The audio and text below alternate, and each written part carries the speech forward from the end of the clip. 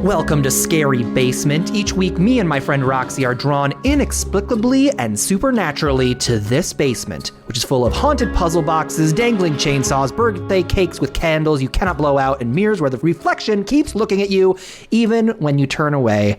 I'm Mikey McCollor. I'm Roxy Polk. This is a Scary Basement, Roxy. I'm very excited to be in a scary basement, although I probably shouldn't be. No, it's where we're going to die. I think that much is clear. Roxy, let's start out, as we always do, with the scariest things that happened to us this week. Roxy, what's happened this week outside of the basement that has spooked you to your bones? I think the spookiest thing that can happen to anybody is having a shitty sleep schedule, which has been my whole week this week. Jesus, how many hours are we talking here? Maybe a couple hours a night. One night it was just like 1 hour. It was super cool. 1 hour? Yeah. Are you hallucinating at all? Maybe I was. I had to do like a live stream afterwards, and I'm pretty sure I just hallucinated the entire thing. It's not real. Yeah, Roxy, you specifically weren't online. Wait, what? Then what was that video? What was just a grainy video of the 8-bit monsters from Doom that went up on your stream. The scariest thing that happened to me this week, I had to text my psychiatrist and ask him a question. I'm always afraid I'm bugging my psychiatrist. I mean, it's his fault for giving me his phone number. Well, it's his job for giving you his phone number also, right? Yeah. He just, if he's got any mental health questions he can answer, that's all well and good. The other thing I should say about my psychiatrist, he is a mummy. Okay, well, now I see where the scary part comes in. Yeah, it's like pretty scary. Yeah. Don't know if he's cursed or not. That's pretty impressive, though. Like, he must have been doing psychiatry for a long time if he's a mummy. Oh, yeah, he was the first psychiatrist. Oh, wow. Okay, well, that's why he earned such status amongst the Egyptians. They pulled his brain out through his nose. That's what they do with mummies. Well, at least you're in good hands that way, right? Mm-hmm, because his hands are holding his own brain. Yeah, yes, exactly. So you know what you're getting into. You can literally see it. He's a scary guy. Roxy, here in the scary basement, tons of scary things, including bloody knives, spikes, hooks dangling from chains. One of the scariest things I think is down here in this scary basement that's full of horror objects is the DemonBot who keeps threatening to take our souls if we don't watch the movies he assigns to us. Have you seen him around since we've been down in the basement this journey? Have you seen him clinking about? I'm not sure. Wait a minute.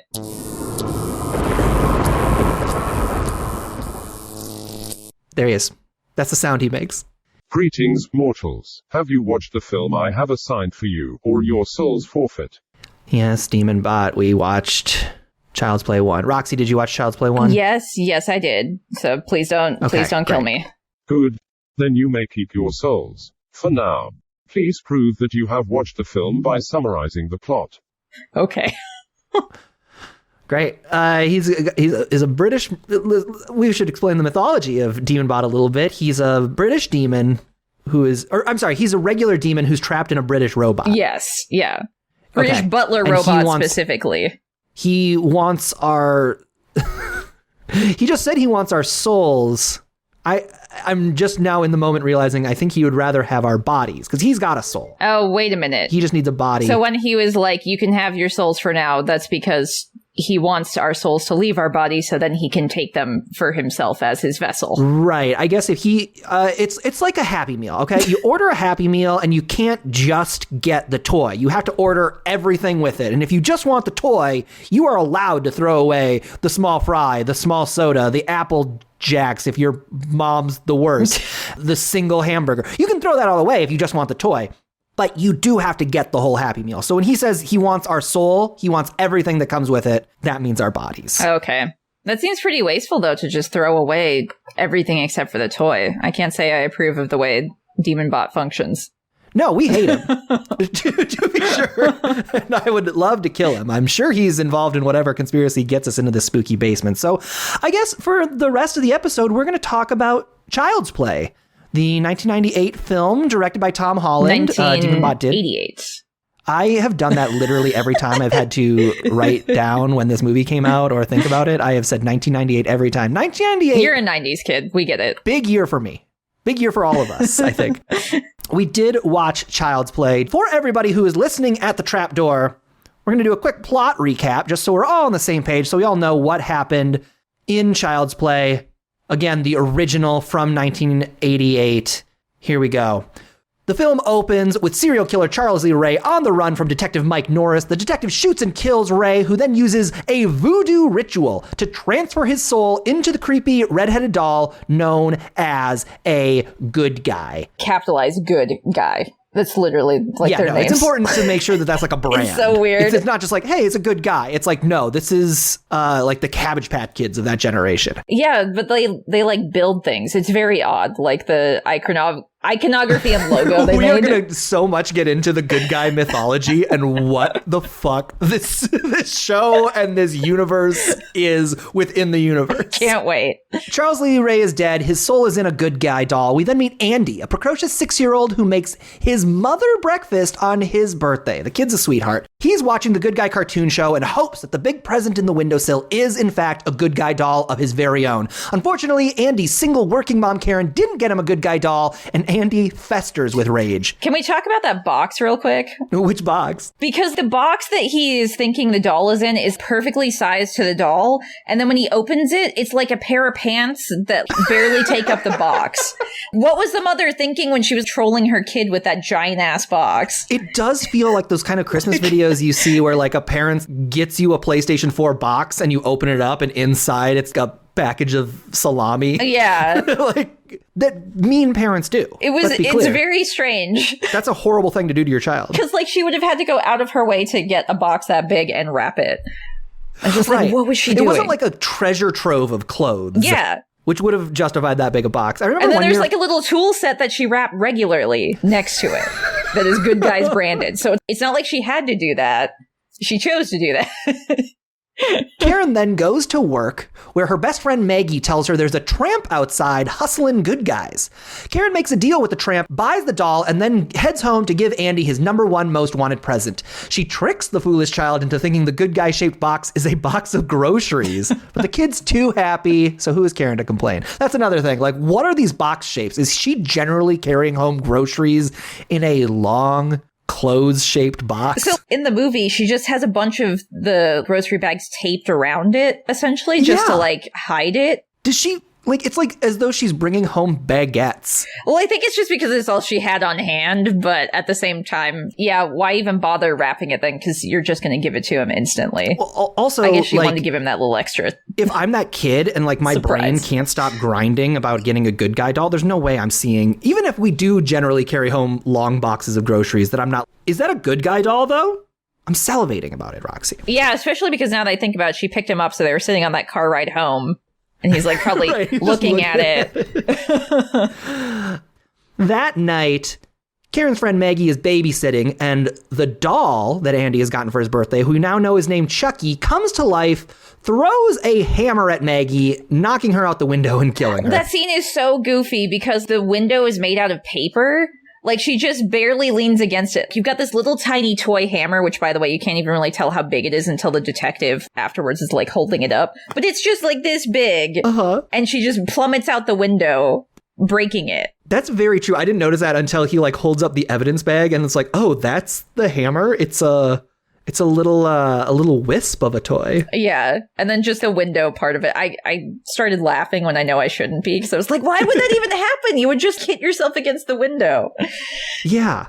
Maggie's not long for this world as we get. Like, there's something always about the first villain in a horror movie that is just like, yeah, you're the worst.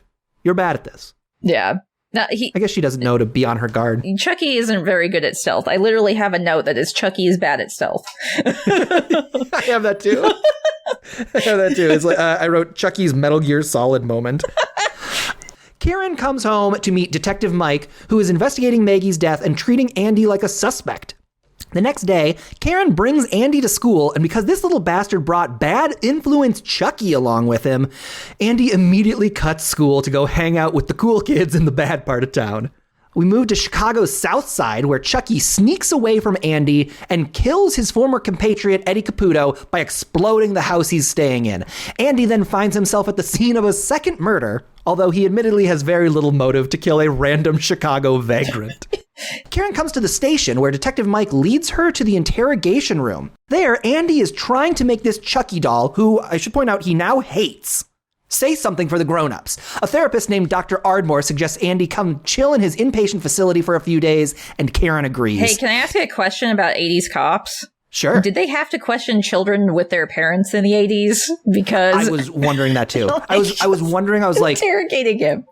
What is the protocol for this? I was like, if they picked up Andy and just like we're driving back with him, I mean, there's nothing to stop you from asking him a couple questions, right? Yeah, but then they legit put him in an interrogation room with another cop, like grilling him for questions when his mother arrives. So that was like, where is the line between like, hey, we're just a couple of buds chatting and you're being treated as hostile?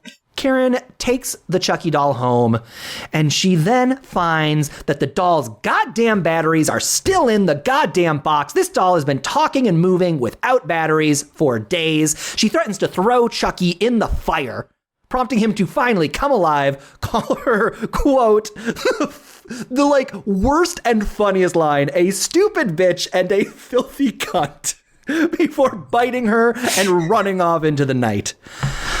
What a scene. That's my favorite scene. I think that's like the first time you see like the face warp too, that you really like see Chucky's expression, and the animatronic is like got his little teeth. Well, he's so angry. Yeah. Oh, he's very angry. He's filled with rage. That's the thing about Chucky. It's weird that like Chucky is such a cultural icon, and we are like familiar with the depiction of him as like a furious, like the fact that he can change his eyebrows. There is 100% a version of this movie where he can't change his face, and he's just like staring with that innocent little boy face and like saying these horrible things, but still looking very sweet. And I honestly don't know which I would prefer. I mean, I think that would be more scary, but less fun. Yeah, I think since, like, I mean, we'll get to that when we get to the voodoo part, but Chucky's doll body is actually morphing as well throughout the movie, like, it's changing. Yeah. So I think it's probably part of that, which it kind of shows that it's getting worse and, like, creepier. So I personally like his creepy, weird, animatronic face moving around. Me too. I think the joy of a Chucky movie is the fact that Chucky's personality is front and center. I watched a behind the scenes thing showing like how they made and controlled the Chucky animatronic, and at one point it was like it takes 8 animators working at one time to move him, like move his face and his hands at the same time. Oh, which is just wild. Feels like too many cooks. It's quite a few. Andy's mom, Karen, goes to tell Detective Mike that Chucky is alive. He, of course, doesn't believe her because that's ludicrous. But soon after, Detective Mike is driving home alone and is attacked in the car by Chucky, who tries to stab his little butt with a big old knife. Mike escapes, but now knows that Andy and Karen are telling the truth. Karen then goes to serial killer Charles Lee Ray's apartment and finds it covered in paintings, including one of a known Charles Lee Ray associate, Dr. Death, John Bishop. At that doctor's apartment, Chucky shows up and demands to know why the voodoo curse is allowing him to get hurt. Bishop tells Chucky that he is, quote, turning human again. And before Chucky kills him by voodoo doll, which is wild. Yeah, like, why does he have a voodoo doll of himself? That was the weirdest thing to me. Why would you have something that could kill you so easily with voodoo powers just anywhere? It kills you very easily. I don't know why he would make it. I don't know why transferring souls wasn't enough for this movie. Especially because it's such a crazy thing to be like, well, okay, sure, if Chucky has a voodoo power, there's also other voodoo things, but there's just one other voodoo thing in like the entire series. Oh, is it? Okay, see, I haven't seen the other Child's Play movies, but Chucky, when he has it, he's like, you shouldn't have told your student where you put things or something. Right. And it's like, well, sure, maybe he like knew about it because it was in a secret spot, but why would you even have that to begin with? I would think as a voodoo practitioner, if you know it could instantly kill you, you wouldn't have one of those around. I mean, I'll tell you why. Why? Give yourself a back rub. Does it work like that? Does it work like that? I don't know. Maybe. I like the idea that a voodoo doll could work. If you're like feeling hot, you could throw your voodoo doll in the freezer and just cool down a little bit. Okay, I see. You know, you can save on your electric bill that way. Your heating bill, I would assume. I get it. Dr. Death, John Bloom, tells Chucky that he is turning human again, and Chucky learns that the only person he can transfer his soul into is the first person who learned the secret that he was alive. That person, of course, being Andy. Karen and Mike then come by Dr. John's apartments seemingly minutes later, and Dr. John tells them the only way to kill Chucky is by hitting him in the heart, a piece of advice they will absolutely ignore for 98% of the rest of this movie. That's a good point. Why? I love it so much when they're like hitting him in the head. They're shooting him in the general torso. It's just like... The mom shoots him like in the leg and it like catapults him across the room at one point. It's just... Why? That's like dumb people in a horror movie that I love. Like, we know you're not going to hit him in the heart the next time you see him. So go ahead. Have some fun. Have some, like, silly screw-ups. Well, I understand, like, if they have to theoretically incapacitate him or whatever, so then once he's still, then they can shoot him. But even after they do all that damage and finally he's on the ground... She, like, still point blank, like, misses 2 or 3 times and then runs out of bullets. It's one of those cartoons where, like, Yosemite Sam opens fire on Bugs Bunny and Bugs Bunny, like, clenches up. But then when the smoke's gone, there's just, like, bullets in the wall behind Bugs Bunny in the exact silhouette of Bugs Bunny. It's quite cartoonish. Back at the mental institution, Andy sees Chucky climbing the steps and rigs up a great fake kid in the bed gag to trick Chucky when he comes into attack. Andy runs through the hospital, dodging Chucky's all the way, until that Dr. Ardmore character catches him, only to immediately get electrocuted by Chucky for his troubles. Andy then heads home to Home Alone his house against Chucky, but within moments, Chucky knocks the baby boy unconscious and begins performing the ritual to transfer his soul into the 6-year-old's body. Mike and Karen rush into the apartment and interrupt the ritual. This is when a giant Chucky fight ensues. It ends when Karen tosses Chucky into the fireplace and Andy strikes the match that burns his former good guy friend to death, seemingly. We get about 800 the monster's dead but not really moments as Chucky keeps coming back because these people are adamant against shooting him in the heart. Finally, Mike's cop partner comes in, gets attacked by Chucky a little bit before Mike finally shoots the doll in the heart, ending the nightmare once and for all. We end on a weirdly creepy shot where Andy is like looking back at the doll and freeze frame. Yeah, that freeze frame was so weird. I was like, it's probably just an 80s thing that they decided to freeze frame it like that. But at the same time, it does feel incredibly ominous. And I feel like there's like a weird music sting behind it too, like implying like, oh, did it really partially transfer to the kid or something? Do you think maybe that's what they were trying to imply? It did feel to me like that one Friday the 13th, I think it's 3 or 4, where like the kid kills Jason. And then the idea is that kid is 4. The new Jason. Is it 4? Yeah, it's 4 because I only know this because I just recently watched it. And I am just realizing how scary of an ending it would be if they do all this Chucky murder and then the little boy is like smiling because the ritual did work. Well, there's this weird part when he strikes the match and has a one-liner to say goodbye to Chucky. And it's something like, it sounds really dark, and it's probably a result of like the child actor being pretty natural for the most part. But I felt like in that moment, he was like, okay, I need to act like I'm really mad or like a cool badass or something. So the line, he gets like a John McClane-esque action movie one-liner when he finally kills Chucky. Yeah, I wish I could remember it. I think he says like, we're friends to the end, and then the kid is like, he says, well, this is the end, friend, or something like that. This is the end, friend. Like, he really... Yeah. This is a good time to talk about it. What did you think about this kid's performance? This is Alex Vincent as Andy. Mm-hmm. What'd you think about this kid? I think he feels very naturalistic, like how a kid would be. Like, I don't know how old he was in the movie, but the character is supposed to be like 6 years old. Mm-hmm. The opening scene alone, like when he's putting that breakfast together and just spilling shit everywhere, that made me so much more anxious than like a lot of the scares, because I was like, oh my god, he's just making a mess. What is he doing? I thought going down the hallway. It's darling, but at the same time, it's like I can just think about how that kid is just spilling shit everywhere and she's going to have to clean it up. That's so funny. I was the complete opposite. I was just like enamored. I thought this was the cutest thing I'd ever seen. I love this kid. It's like there's a duology going on with it. You can appreciate his effort, but at the same time, you're like, oh God, kid, just don't. Just don't. He also, I think that opening scene is his best scene in the movie. It's very good. Because he does this whole... Well, because it's his birthday, but he's making this breakfast. You think it's for himself, but he's actually making it for his mom while he's watching Good Guys. Right. So it sets up like the cartoon show and his like of Chucky's... He loves Good Guys. Fictional franchise, whatever. Everything he has is like branded Good Guys, like all of his clothes and everything. His pajamas even have like footies on them that say Good Guys.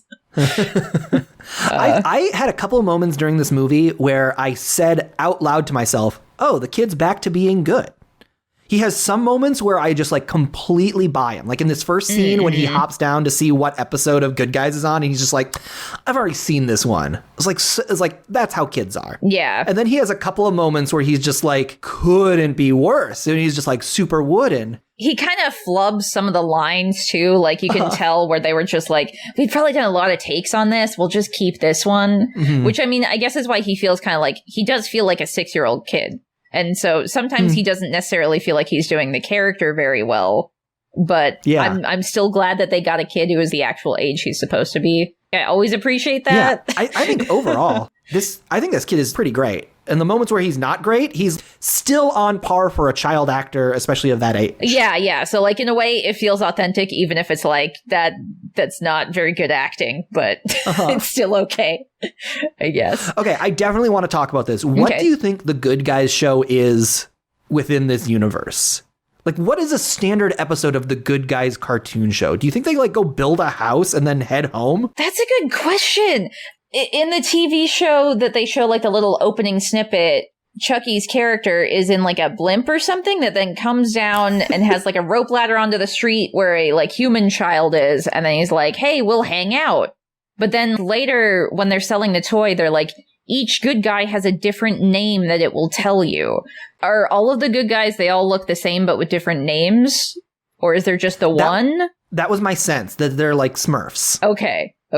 There's subtle differences, but you can't really tell. Because they don't show anything else. It's just, they have like Bob the Builder type toys, like accessories. Because you see... And that was my other thing. We did not get any Builder Chucky. Like, I wanted more kills where Chucky was like a little baby construction worker, where he would like build a little house... that when an adult went to go inspect, he would jump out and stab them. Like I wanted them to use more builder stuff. He got that builder set and he used one hammer to kill Aunt Maggie, and then we forgot the good guys are builders. Yeah, and he didn't even kill her with it per se, because like she fell out the window. The fall out the window is what killed her. It wasn't the little hammer. Yeah, that very first kill, the first time we see Chucky kill somebody, it was a little like clumsy. Yeah. Especially because, one, you'd think he would be trying to maybe be a little more stealthy so he doesn't get found out immediately, even if, like, he's thinking, oh, well, nobody will believe the kid. It's still, like, very sloppy, especially for someone who has already, like, committed murders as a human. So he has the experience. Right. Basically. So it just seems like so dumb all around. He's in that way. But I guess it's kind of like the funny part of it, though. Like, he is killing with the toy. He is standing on the flower on that counter because he like leaves those footprints. You know what? As I'm thinking about it, this movie has at least a couple of kills. I think there are only 4 confirmed kills in this movie. It depends on if you count Chucky himself. But yeah, I think there's like 4. I had that note too. I was like, when I was trying to count kills, I was like, is Chucky dead? Canonically, we know he's not. Or I guess, like, because his human body dies, so then maybe there is 5. Right. But then no, Charles Lee Ray dies. Yeah. But does he? And then Chucky dies, but we know he doesn't. Yeah. But also we have multiple dead bodies. What about all those rats? Everybody... Actually, now that I think about all those rats, did you say? Yeah, all the rats that were in his accomplice's house. I remember, like, I made a note about them because they looked very cute, even though it's supposed to be, like, really gross and dingy, but they're obviously very well taken care of rats. Oh, it scared me so much. They didn't, like, make them look gross or something in the scene. It just looks like they put pet rats. All of these kills, these first 4 kills in this Chucky movie, they're very convoluted. They're all like 1 or 2 steps more complicated than they really need to be. And I wonder if that's them saying like, well, we can't just have the doll stab him. Nobody would let a living doll get that close to them. Mm-hmm. But I was just like, When he gets to the voodoo guy, he can just go stab him. He's already got a knife. Like, he doesn't need a voodoo doll. The cop, he, like, really plays with the cop. That entire death scene, or not death scene, but the entire, like, fight scene is very comical. It feels like it's out of a cartoon. Because he just keeps stepping on the gas as he's being, like, choked, which, like, you wouldn't do that, I feel like. And then eventually, like, Chucky gets around, he's stabbing him through the seats. And then he gets to the pedals, and then the car flips, and then he fake out stabs him, leaves the knife there, and then runs around so that the cop can try and shoot him before then picking up the knife to try and stab him again. I was like, why would you do that? I think it's clear that Chucky does not have, like, tactical training. Like, he was never in the U.S. military. He doesn't know battle strategy. But he, like you said with, like, the witch doctor, he just killed him in one hit. He was just like, okay, well, I guess he broke his leg first, but he was just like, okay, you're done. Did he still want more information from him at that point? Maybe he just wanted him to suffer. Because with his partner, too, who left him out to dry, he just killed him instantly, basically, too. He didn't even torture that guy. Yeah. But also even that, like this running around and turning on the gas and... Yeah. Like, what are you doing? Yeah. Maybe, see, if he was trying to make it look like an accident, that would make sense. I was thinking that too. Attacking the former partner, that, like, actually seemed like probably the smartest kill, really. But Andy was there. Yeah. I mean, that's part... There's still a link. Like, if that part isn't as smart. But the thing if he could have gotten Andy out of there, if he's like, all right, Andy, now get in the helicopter. Yeah, We're heading back to school. Yeah, like if he had set it up more and then had them walking away already, because I think the cop showed up before they could get out, I would assume, which is why they pick him up at the scene. Even though you'd think that the child would be running after an explosion just happened behind him. But what kind of psychopath specifically, just because as we're talking about Chucky fake stabs the cop and then is running around the car, like what kind of specific mental disorder do we think? I mean, obviously we're not doctors, we can't diagnose Charles Lee Ray, but like he's got a little touch of like that Riddler quality where he kind of wants you to know about his crimes before he does them. And there's a little bit of like masochism and like torture that he kind of likes doing. Yeah, for sure. And he thinks it's all funny. So he's definitely a sociopath. He doesn't have any of that. I feel like the show Hannibal is big on killers who are like weeping for what they're doing while they're killing somebody. Chucky thinks this is all great. He's having the time of his life. Yeah, he's like a psychopath, I guess, because he's having a good time killing people. He likes what he does because he continues to keep doing it. You know, like his main focus should be just to get a new body. He wouldn't have to kill people along the way to do that, but he chooses to do that. He doesn't. And it shines an even brighter spotlight on himself, and he's not even trying to be like subtle about it. Did you ever watch that show, Dirty John, or listen to that podcast, Dirty John? They made a show of it also. I did not. It's like based on a true story. It's very scary. Oh, okay. About this woman who has been married like 4 times, then she gets married again to this man named John, and her kids are like, there's something off about this guy. He's creepy. Okay. And it turns out he's like lying about a bunch of stuff and very possessive. And is he a serial killer? He's not a serial killer, but he grew up in like a grifter family, I think. Okay. And so, but very much has he this likes like having control. Yeah. Maybe? He's just kind of like behaving in a way that like he kind of can't help himself. Okay. Like stealing money from people, and has definitely like stolen money from this woman that he marries and isolates her from her family. And at the end, when it's kind of becoming clear that he's a monster and she's starting to distance herself from him, he like steals her car. Like he goes to her work and steals her car and I think just in the parking lot burns it or drives it away and like burns the car. Oh. And they're like, why would he do this? And they're like, he's so angry and he's acting out. He like can't control how angry he is. So that's kind of what's jumping to my mind for Chucky. He's so angry at the cop and he's so angry at his old associate guy that he's just like, he can't control himself, and he's just like kind of escalating these grandiose ways that he's like attacking people. Like he was mad at the babysitter for not letting him watch the news. Yeah, it seemed like such a petty kill with her. That seemed like the dumbest move. It's like, it's not someone you want to take revenge on. It's someone who kind of annoyed you, but you just got here, dude. Like maybe chill out for like 5 seconds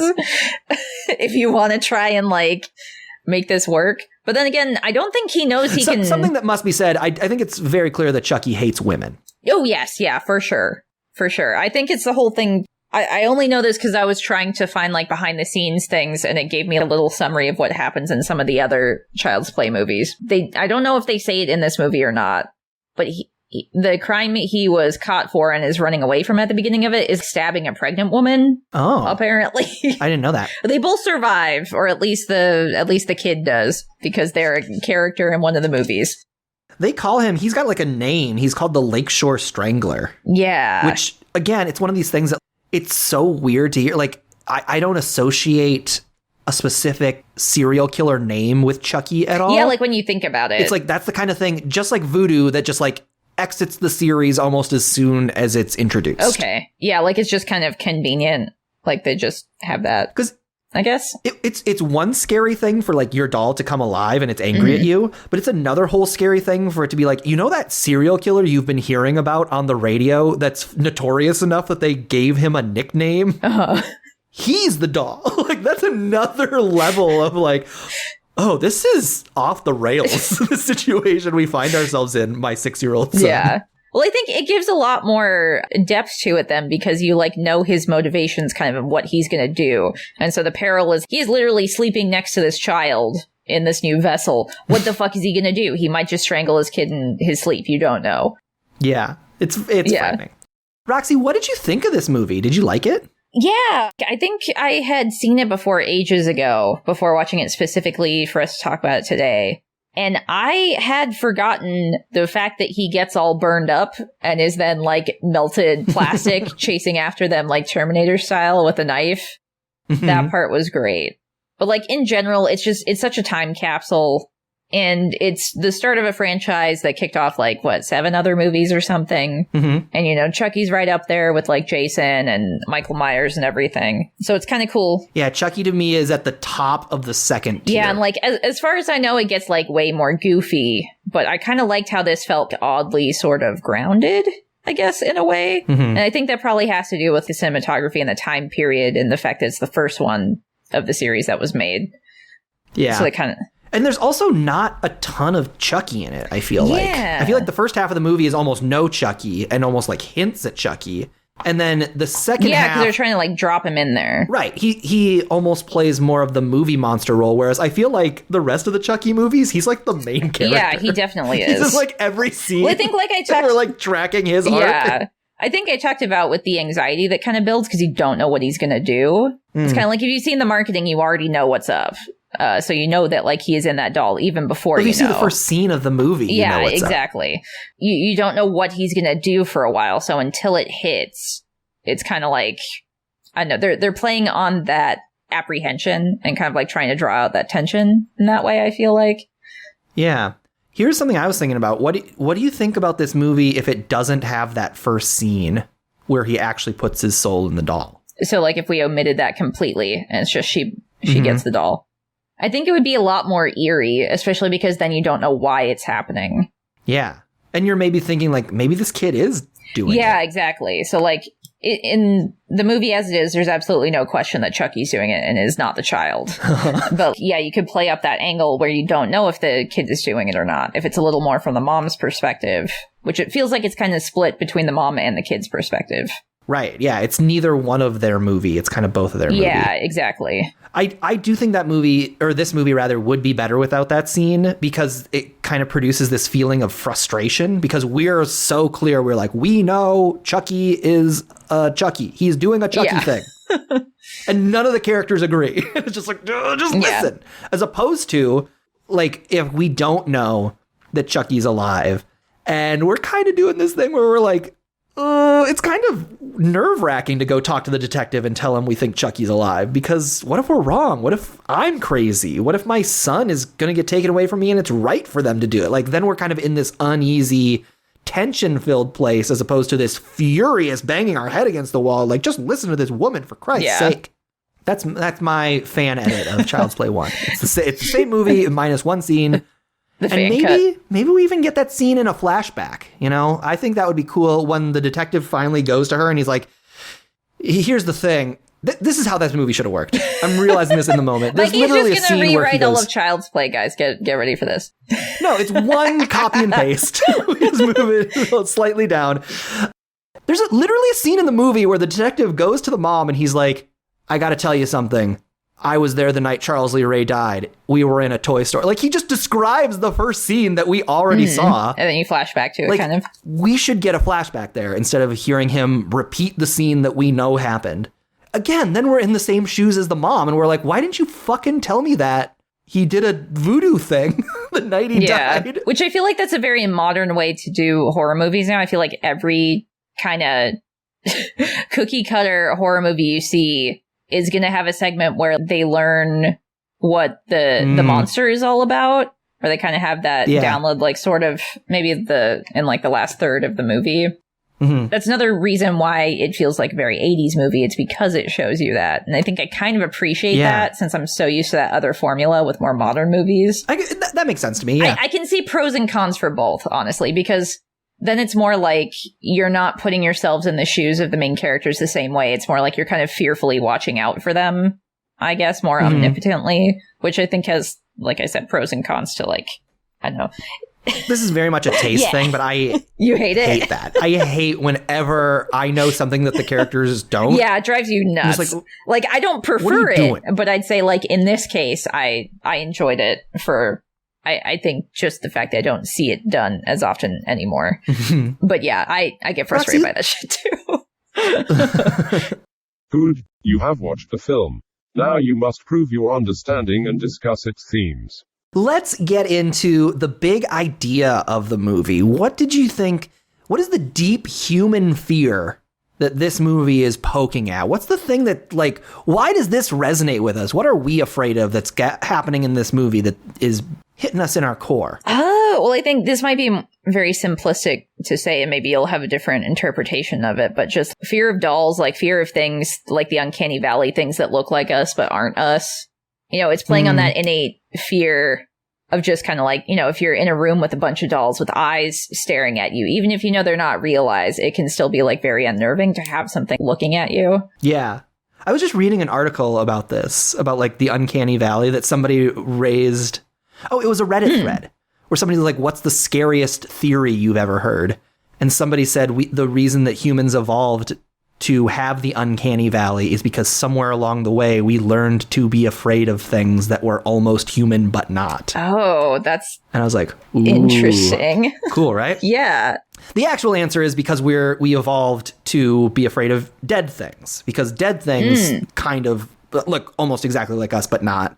And we evolved a fear of that because we didn't want to catch diseases from them. Yeah, exactly. I can see that. So there's the tangible, but yeah, you're right. I think dolls are a huge part of, they're almost us, but they're not us. And they're like, the facsimile is awful. Yeah, and especially with something like specifically the good guy's doll, the Chucky doll, it is human size, is like the same size as that child. It's so funny to watch that kid hold that doll and like walk around with it when it's just as big as him. Like its head might even be bigger than the child actor's head, I feel like. It is like exactly as tall as him. Yeah. Like I remember having toys that were as big as me or bigger, that like you could curl up in your giant stuffed Mickey Mouse. I never had a toy like that as a child, and I think I would have not been able to handle it. No. Have you seen those weird dolls in... I remember specifically seeing these in like a co-op antique store, that they're like a kid that looks like they're playing hide and seek. They like have their hands over their face and they're kind of like leaning into a corner. And like, that's a thing. I've not seen this now. God, I can't, there's like a specific name for them. I remember. Oh, they're called secret keepers. Oh, okay. Yeah, so you're like supposed to. No, I just said that. That was what creeped me out. Maybe they could be. That sounds like something where like your kid tells them a secret and then they keep your secret. That probably exists. That's like a really good idea for children who like need to process emotions. Yeah. There was like life-size Barbies as well that I remember, like when I was growing up, that I was never really like a Barbie kid to begin with, but like I remember being unnerved by those things and being like, why would you ever want that? Like, why? Because they're too big? Yeah, I mean, like they're the size of the child, basically. They're like the size of a 6-year-old kid. Because I would also argue that like when you go to the carnival, the biggest prize you can win is the best, right? Like you have to do really good at throwing a baseball at a bunch of bottle caps to win the giant Stewie. Yeah, but Stewie is a cartoon character and he's going to have the proportions and look of a cartoon character. He's not going to have glass eyes and regular human proportions.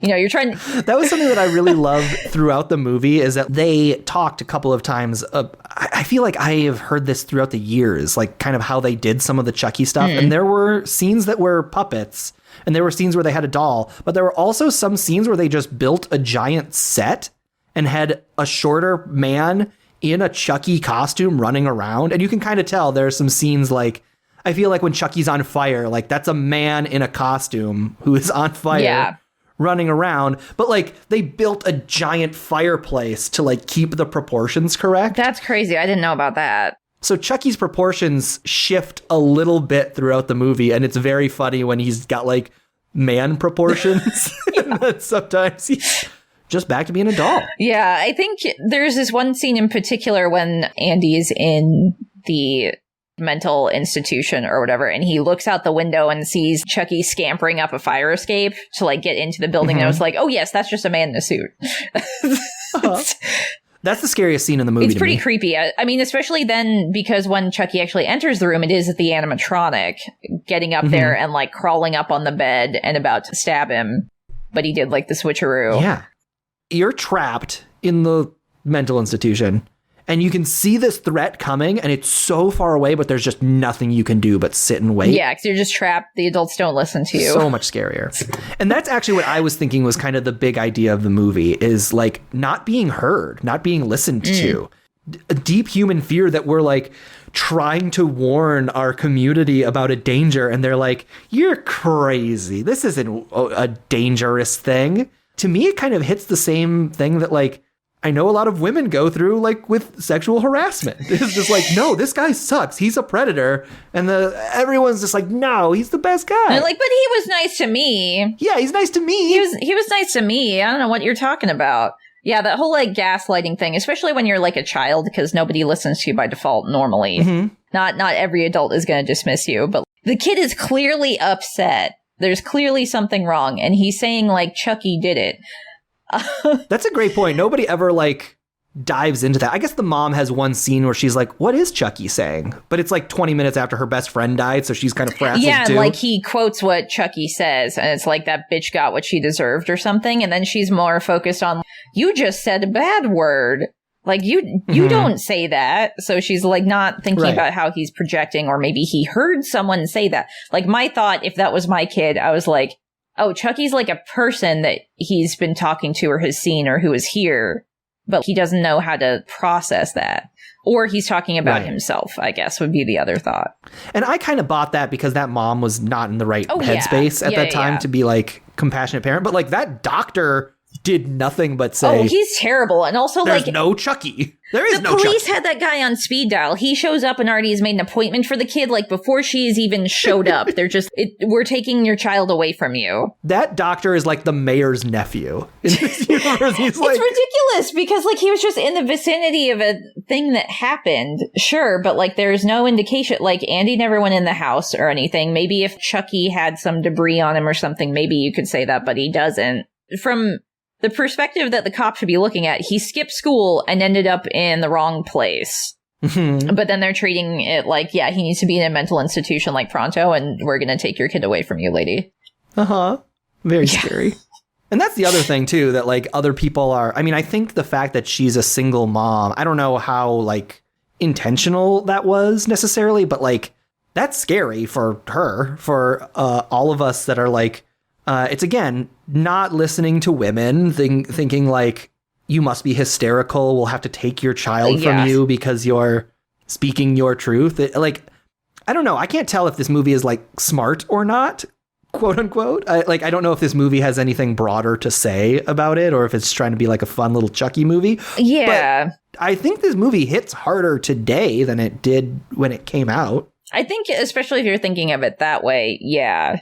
It does have that aspect to it, especially like when she's talking to the police officer guy, who, it's funny because I saw Fright Night first, I think, so I can't not think of that guy as being like a vampire, which is very funny to me. Oh, is that guy in Fright Night too? Yeah, the detective. Detective Mike, Mike Norris. Mike Norris also plays a vampire in Fright Night, who's like the antagonist, and he's like suave, sexy, mysterious man. So it's just funny to see him as like in this sort of role. But I mean, it doesn't feel like he discounts her even with like the bite marks and stuff. But then when he sees it and tries to tell his partner also doesn't believe him. So it felt like they are playing on that, but I don't know how intentional that was. I think it's just kind of like nobody's going to believe you until they see it, no matter who you are, I think. Yeah. But like seeing it from these characters' perspective, like being a kid that nobody listens to or believes because they think you're making it up, being a woman who nobody listens to or believes because they think you're hysterical or like having a mental break or something. But then, like, I guess from the cop, you don't really kind of have that added layer to it. It's just like, oh, he just didn't see it, so your partner thinks you're crazy. It doesn't have that kind of more harder hitting. He hasn't spent his life living under the weight of. Yeah. I mean, if they had a line where he was like, it's not a constant thing he has to deal with. It's like he has to deal with it for maybe the first time in his life. It would have been awesome if he had said like. And also, when you talked to me about that shitty bank manager last week that winked at you when he said he could offer you a loan, like, I blew that off too, and I am just as sorry about that as I am about the Chucky. I think those things are equal. In this movie's universe, yes. Roxy, I got a question for you. All right, hit me. This is the big question segment. Okay. I want you to think about all your childhood toys. And I don't want you to think about which one would be scariest to come alive. I want you to think about which one of your childhood toys would be the hardest to kill. Who's got the most durability? Be that emotional or physical. Because Chucky's hard to kill. I mean, I feel like every kid has that one stuffed animal or that one like toy of some kind that like was the one like their favorite growing up. You know, so I do have one of... And you're saying you couldn't kill it because you loved it. Yeah, so if we're talking about emotionally, it would be because I love it too much. So if it became like a murdering monster, I'd be like, well, maybe I'm okay with this. I'm like 6 years old and I love you. What toy was that? Stuffed monkey toy. It was a monkey that was a puppet, but I never like used it as a puppet. And it was like... Oh, you would never. I don't know, like maybe this tall. It had like very soft fur. I remember I actually like lost it as a kid when I was maybe 2 or 3. And, like, my parents put up missing posters for it around, like, the place where I lost it. Like, with a photo of... Are you serious right now? Yes, they did. It's a real thing. They've probably got it still somewhere, like one of the papers that they used for it. Never found it, unfortunately, but my mom was able to track down a second one. And, like, 3 or 4-year-old me, however old I was, did not know that and just thought she had found it. So they were like, oh, we found it. Somebody brought it back. I love that. When did you find out that it was not the same monkey? That's a good question. You'd think I would remember something like that, but I think by the time they told me or I found out, I was old enough to like not care the same way that like a child would be like, but it's not the same.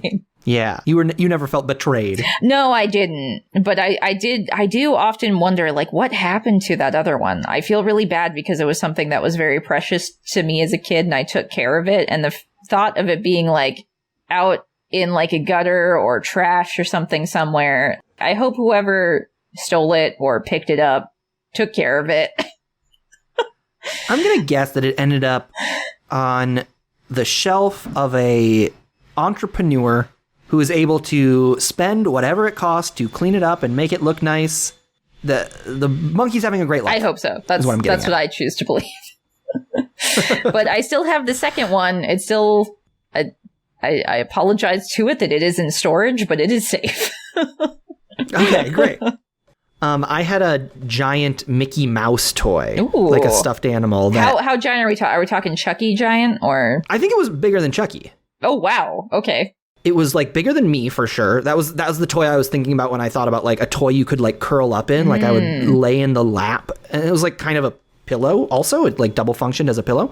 Okay. I remember one night waking up in the middle of the night and it was like this Mickey Mouse thing was like under my desk. And I woke up and this was not a trick of the light, Roxy. This was a monster. Its face had distorted and it had like sharp teeth and fangs. like almost like that Worf from Star Trek, kind of like Okay, had like the ridged brow. ridged brow, yeah. Okay. But like angling in because it was angry, and head was tilted because it was like stuffed under the desk. So it had like that Michael Myers head cock. And I woke up and I saw this monster version of it, and I screamed. And my dad came in and he turned on the lights, and it was back to regular Mickey Mouse. So it was either sleep paralysis or you experienced your own real life Chucky, is what you're telling me. Yeah, it's definitely one of those two. And I remember it had like this, one of its arms was like pulled off. So there's like a little bit of stuffing in it, but it never lost the arm. And you know how like toys like that usually like the rip gets worse? Yeah, like your parents would fix it for you or something. Exactly. It doesn't just stay at stasis. Either your parents take care of it or it like just falls the off. arm slowly gets ripped off until the arm comes off. Yeah. This stuffed animal had a rip the entire time. So I just figured like that wasn't a bug, it was a feature. You know what I'm saying? Like that was part of that. Did you get it like used or something? It came pre-ripped? Very possible. I feel like I know that my mom got married to my stepdad when I was like 2. Okay. And so they went to Disneyland for their honeymoon. And my mom just had a horrible time because she missed me. She like left me with my grandparents. Oh. That's but sweet she came and real sad. It is. And also, I'm not... Me and my mom aren't on great terms, so I'm just like, shut up and enjoy Disneyland, you jerk. As a two-year-old Mikey. Yeah, I definitely said that to her. I wrote her a letter. Yeah. But I think that she might have brought me that Mickey Mouse back. Okay. And so obviously it did get... So it already came with kind of like bad vibes, is what you're saying. Right. Exactly. It came with like sadness built into its bones. Okay. Did you have a question for me? Yeah, let's see. So I guess you sort of answered the one question I had, which I was initially going to ask you, what is the most terrifying real-life encounter with a doll you have ever had? But I'm going to switch that and say, what was the best thing you ever got for your birthday? Because the whole thing is about him getting, like, the most prized thing he ever wanted for his birthday, and he wanted that Chucky doll. That's very true, and that's a great question. I'll tell you what's coming to my mind. Mm-hmm. It's the Nintendo 64 game Banjo-Kazooie. Nice. The first one, of course, right? Yeah, the first one. I wanted that game so bad, and I remember going to Walmart the day... Like, I had the game. I already opened the game. And my mom was trying to sneakily buy me the strategy guide. Oh, to go with it. Okay. Yeah. And she had like snuck it onto like, we were like, went to Walmart and she like put everything on the conveyor belt and it was going down and she had like tucked the strategy guide behind some other stuff. So she bought it secretly and put it in the bag. And then as we were leaving, the security alarm went off, like as though we had stolen something. And so she had to show him and he had to like look in the bag and he found the Banjo-Kazooie strategy guide. And my mom was just like, that was supposed to be a surprise. She was like so angry. She almost had it too. Yeah, like she had been so careful about it and that security guard just fucking ruined it. I realized that on this episode I am, as a person who is not a huge fan of my mom, coming off absolutely as the villain. because that was such a bad vibes for me as well. It was just like, she was more angry that the surprise got ruined than she was excited to give me the strategy guide. I mean, maybe in that moment, because like she had been working so hard that entire grocery trip for it. I've never met your mother. I can't speak to it, but you know, I'm sure she was happy to give it to you. Like she thought ahead to get it for you. Yeah. Could go either way, to be honest. So yeah. What was your best birthday present? Mine was probably it was a Sailor Moon VHS box set.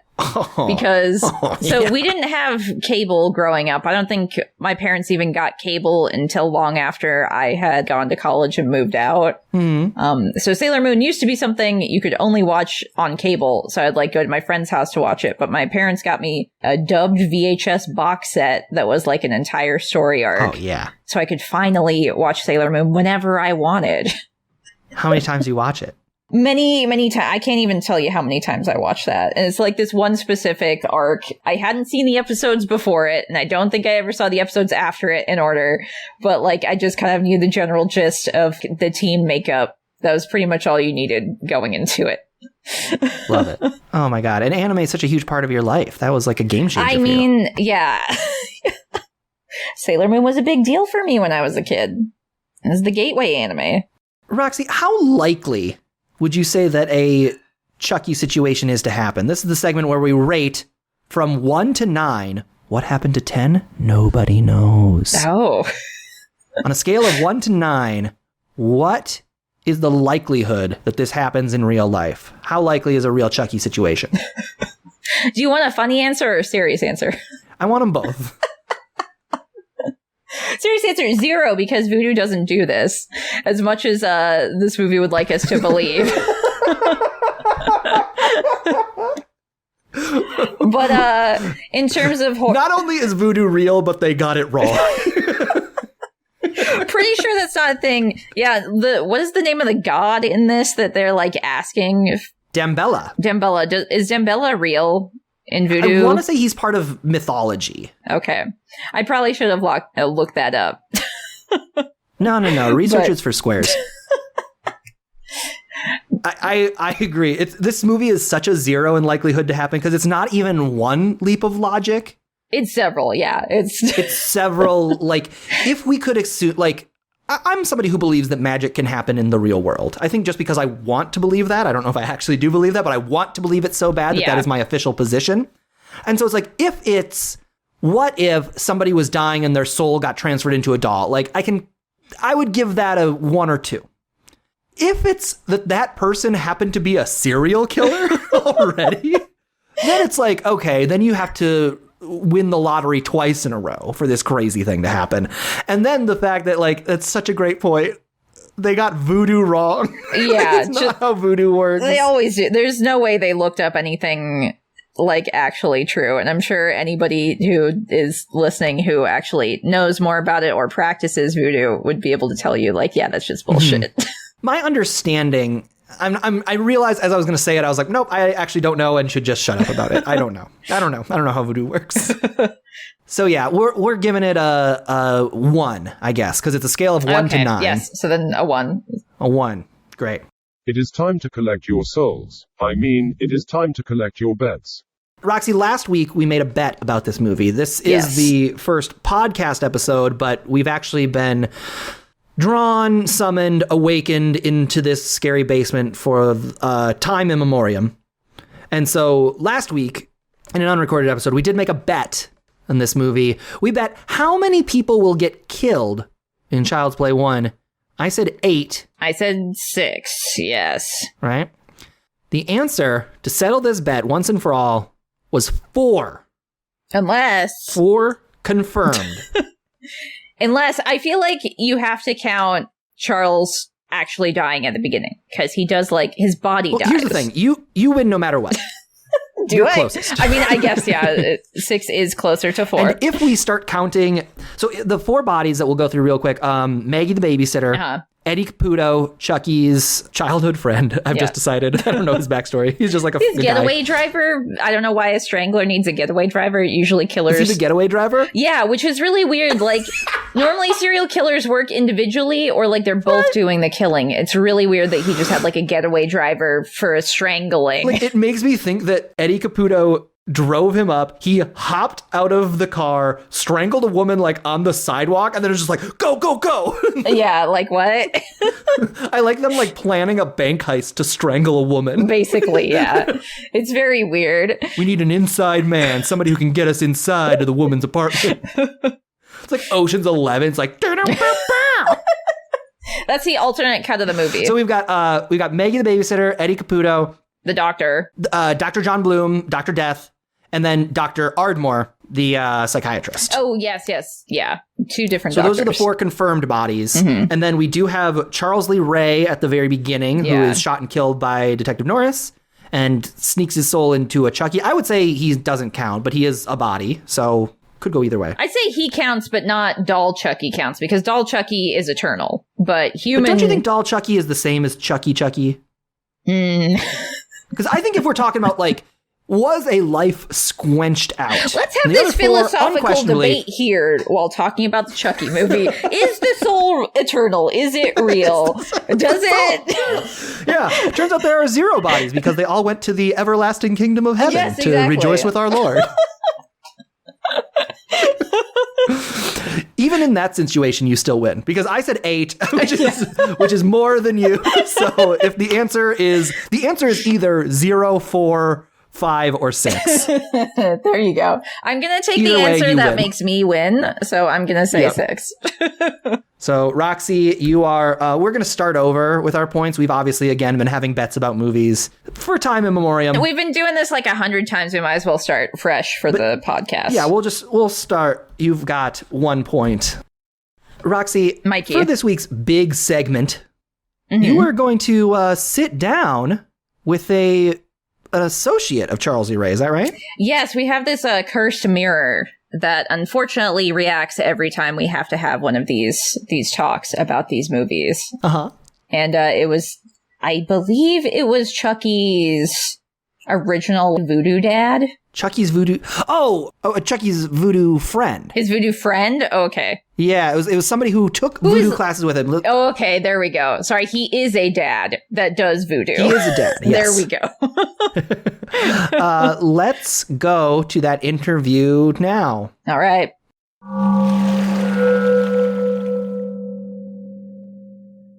In Child's Play, Chucky goes to see his voodoo master, John Bishop, who refuses to help him because Chucky perverted everything he taught him and used it for evil. We were wondering, what were those teachings? So we tracked down someone who actually attended voodoo classes with Charles Lee Ray, aka Chucky. We're here with Mr. Gordon Cunningham. You there, Gordon? Yep. Great. So first of all, how'd you get involved in voodoo? Well, see, we had to cancel Tuesday bowling leagues because my buddy Lee's van broke down, and you need 4 to a bowling team. That's just how bowling works. And I had permission from the missus to step out on Tuesdays, and you best believe I was not going to let that go to waste. I think it was my buddy Porter who saw the flyer up at the community billboard at the Coffee Bean for Dr. Death John Bishop's Tuesday night voodoo workshop and casserole potluck. So we were like, you know what? Let's give it a shot. Did you ever meet Charles Lee Ray? Oh, sure, I knew Chuck.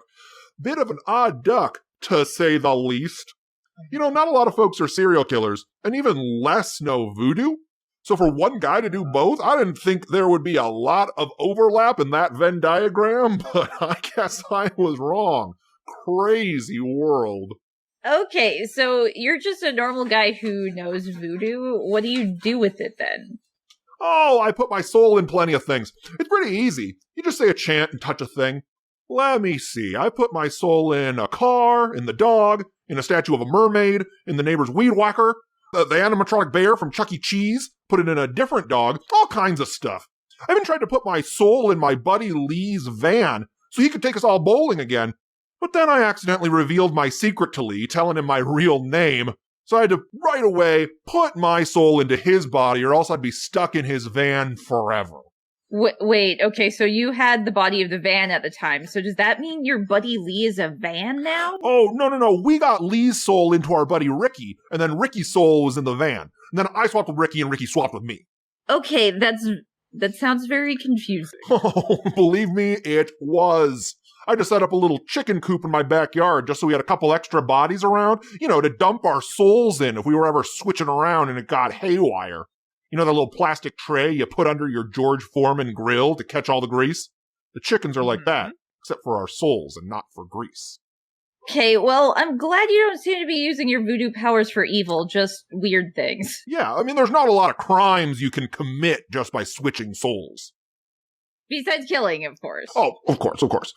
But even if you put your soul in the body of the richest guy you know, take my buddy Orwell, he's in mortgages. What do you do with it? I still don't know his ATM pin or email passwords. I just sat at his big oaken desk, stared at his keyboard and wondered, now what? I did steal his autographed 8x10 of George W. Bush, though. Got $45 off of it. I don't know that I'd ever pay $45 for an autographed copy of George W. Bush's picture, but some people would. Crazy world. I mean, I guess besides the occasional petty theft of presidential photos, It doesn't sound like voodoo class changed all that much about your life. Well, I wouldn't say that. My wife does have a much shorter fuse with me now that I've covered the walls of our house with paintings of Dr. Death and thank yous to the Lord Dambella. She's always coming up to me saying things like, "No, I can't have book club here. Not with all these paintings of Dr. Death and thank yous to the Lord Dambella all over the walls." And so I say to her, "Honey, why don't you just go have the book club at Sheila's?" So she does, and then she comes back from Sheila's going, "You know what Sheila has all over her walls? Not paintings of Dr. Death and thank yous to the Lord Dambella. She has her framed dental license." I guess this Sheila thinks it's pretentious to hang your dental license in your dentist's office. I said, "Honey, why else would you get your dentist license framed if not to hang it up in your dental office?" Crazy world.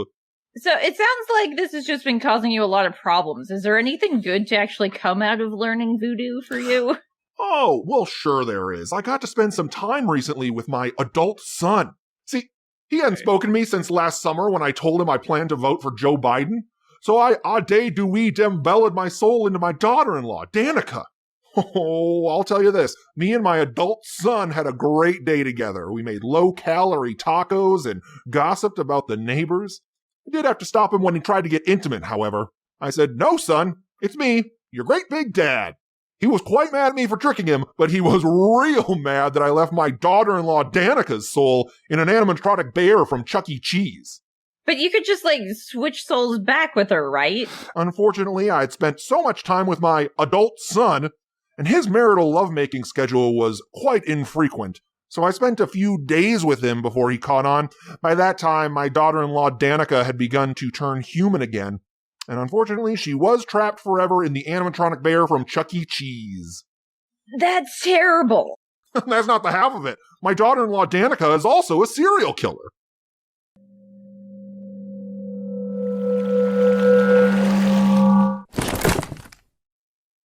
Wow, just a regular man. I mean, that's what he sounded like, but I'm not so sure if he was doing voodoo and was a van at one time. So maybe he was a regular van. But yeah. It was nice of you to let me interview him. I know that you were very scared of him, so I did it in your stead. Yeah, I get scared easy. Yeah. And I, when I saw that the cursed mirror was beginning to activate, I went, "Yay, yay, yay," and I hid behind a bookshelf the entire interview. Well, he's gone. You're safe now. Hey, it looks like that DemonBot's starting to stir. Uh-oh. Again, is that the DemonBot? I think so. Hang on. He's been waiting very patiently for us. And just to refresh, the DemonBot he's a bot with the soul of a demon, and the demon soul is trapped in the bot, right? Yes. So he is a demon bot. He's both a demon and a robot at the same time. He wants to take out our souls, take our bodies, and that's why he's so concerned with getting our souls, because the souls come with the body. Yes.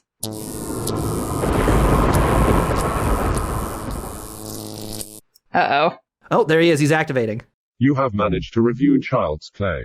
Congratulations, your souls are safe for another week. For next week, you must review the 2005 film The Descent, written and directed by Neil Marshall and starring Shauna MacDonald, Natalie Mendoza, and Alex Reed. If you do not comply, your souls are forfeit and I shall claim your bodies as my own. Oh, okay.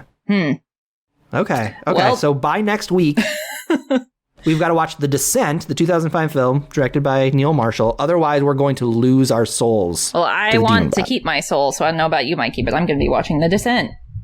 Me too. Watch along with us. If there's anybody listening at the cellar door with a glass pressed against their ear, look behind you. What? There was nothing there. Just a cat. Aw, cute. And then the actual killer comes. That's how those scares work. Let's put a bet down on this movie. Okay. For The Descent? The Descent, it's about women going into a cave. Listen, any movie where you go into a new place will involve one of the characters saying, "What is this place? What is this place?" Yeah. I'd say that's a fair bet. Do you think, yes or no, they are going to say the line, any character throughout the entire runtime of The Descent, will any character say the line, "What is this place?" Well, I have a bit of an unfair advantage since I have seen this before, but I'm going to guess no, because I think they might say something a little more specific. I will say yes. We have a differing opinion, and that will make the bet much easier. In fact, I think is going to happen for all bets going forward, or it's not quite a bet. This is very true. Great. Unless we're betting against the house, we're betting against Robot. Oh, that's true. We could give our joint opinion, and then DemonBot could pipe in and say what he thinks is going to happen. Yeah, maybe we should let him choose it from now on, or something. Yeah, that's probably a good idea. He should make the bet. The pact is sealed. I mean, the bet is confirmed. The bet shall be whether or not anybody says the line, "What is this place?" The winner will be allowed a 5-minute break from the basement for fresh air and exercise. Oh, okay, Oh, cool. okay. You're on board with that, DemonBot? Great. What a great guy. Roxy, we're going to start wrapping it up here, but as we go out every week before we summon our courage and fight through the many ghouls and gas and Traps. poltergeists that keep us from leaving the scary basement, we will be summoning our courage, remembering the hero within, and getting out of this scary basement. But before we go, let's talk a little bit about what's making us happy. Let's try to end this on a happy note. Okay. Does that sound good? Yeah, that sounds great, actually. What's going good for me? What's making me happy? I found a new yoga YouTube channel.